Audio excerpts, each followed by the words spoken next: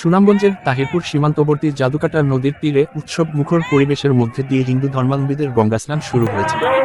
বিস্তারিত থাকছে আমির হোসেনের পাঠানো তথ্য ও ভিডিও চিত্রে।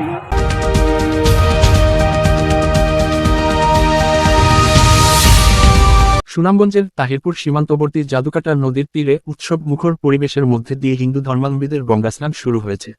বাদাঘাট ইউনিয়ন রাজারগাঁও গ্রাম সংলগ্ন জাদুকাটা নদীতে ২৬শে মার্চ রাত ১১ই জানুয়ারি ৫৩ গতে ২৭ মার্চ রাত সেপ্টেম্বরের ২৪:৪৮ মধ্যে গঙ্গা স্নান মহাবারুণী মেলা রাজারগাঁও সংলগ্ন শ্রী শ্রী অদ্বৈত জন্মধামের সন্নিকটে প্রবাহিত জাদুকাটা নদীতে অনুষ্ঠিত হচ্ছে।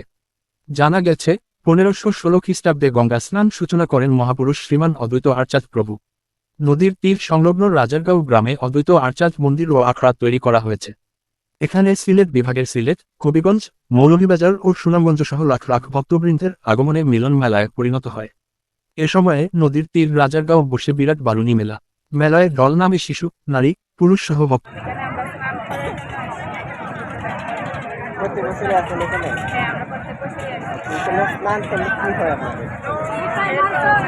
সবার যে মহাপুরুষ নারীর জন্য পুণ্য লাভ করার জন্য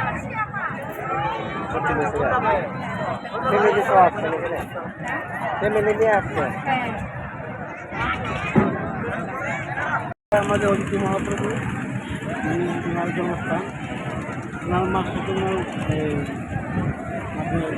আদেশ করলে স্থান আমরা প্রতিবছর এখানে স্থান করতে আসি এবং আজকে পুরুষে আমাদের স্থান করলে মহাপ্রভু আমাদের দয়াকাশী বৃন্দাবন সব চিত্ত করার পরে আমাদের মহাচিত্ত করা লাগে।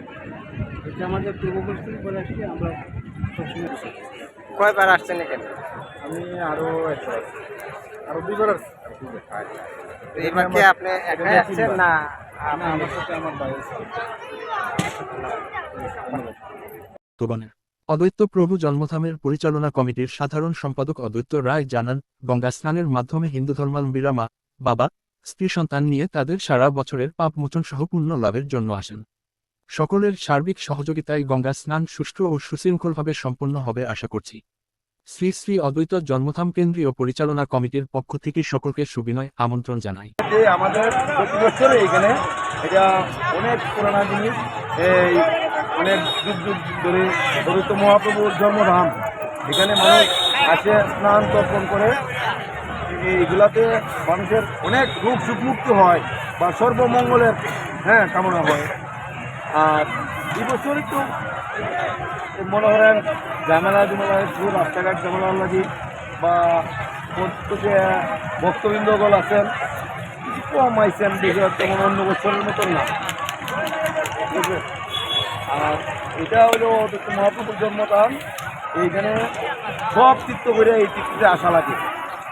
সারা বিশ্বে যত তীর্থ আছে সব তীর্থ করে এই তীর্থটা করতে হয়। এটা আমাদের সনাতন এলো অদ্বৈত মহাপ্রভু ওনার মাকে ফোন করে এই তীর্থ আসছেন, মানে ওনার মা স্নান করার জন্য। ওনার মা কাশী, বৃন্দাবন, মথুরা অনেক জায়গা ঘুরে স্নান করে আইছেন।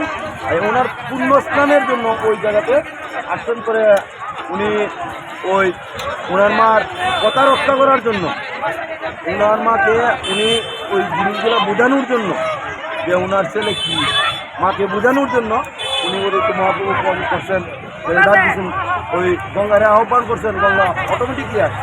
এটা প্রতি বছরই আমাদের এই চৈত্র মাসে মধুবিষ্ণার ত্রয়োদশীতে ওই স্নান মেলা তর্পণ এগুলা জিনিস হয়।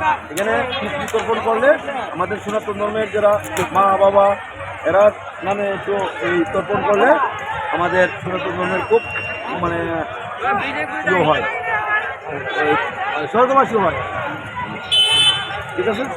তাহিরপুর থানার অফিসার ইনচার্জ মোহাম্মদ দেলোয়ার হোসেন জানান, গঙ্গা স্নান এলাকায় ও আসা যাওয়ার পথে সকল প্রকার অনিয়ম ও আইনশৃঙ্খলা বজায় রাখার জন্য সতর্ক অবস্থানে আছে আইনশৃঙ্খলা বাহিনী।